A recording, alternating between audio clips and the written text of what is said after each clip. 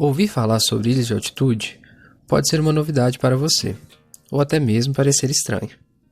Meu nome é Felipe Moura, aluno de doutorado em Zoologia na Universidade Federal de Minas Gerais, e vou explicar um pouco sobre esse ambiente que tem grande influência para a biodiversidade na Terra.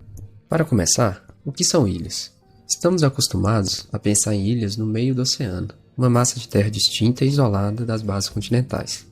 De fato, isso é uma ilha. Contudo, além desses ambientes solitários na imensidão do mar, há outros tipos de ilhas, como ilhas fluviais, que se formam no leito de grandes rios, como no caso do rio Amazonas, onde as margens podem ser distantes por quilômetros.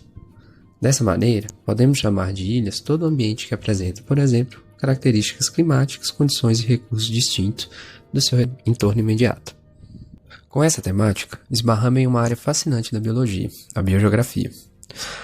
Ela tem como principal interesse entender como os organismos se distribuem no planeta, como elas evoluíram e por que estão vivendo em ambientes que são encontrados hoje, além de investigar os padrões e processos que levam à formação da biota em diferentes locais do planeta.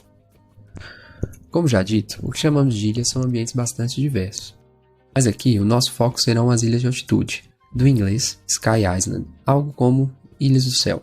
A primeira vez que se falou sobre ilhas de altitude foi em 1951, pelo pesquisador norte-americano Weldon Hilde.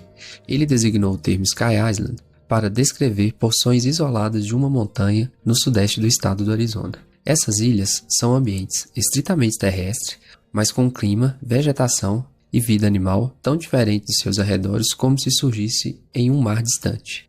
Dessa forma, Hilde descreveu que essas áreas mostram todas as características de uma ilha real, exceto por elas estarem separadas por terras secas entre elas.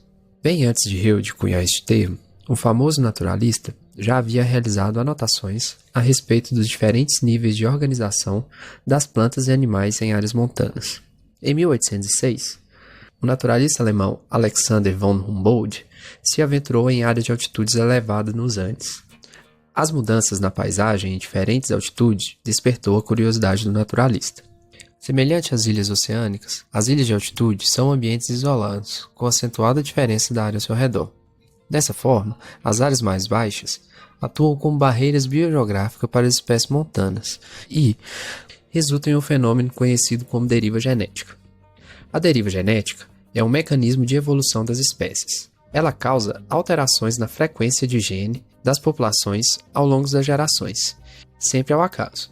A frequência dos genes das populações sofre grande influência do número de indivíduos que se reproduzem dentro dessas populações, de modo que grandes populações têm uma distribuição de genes mais estável.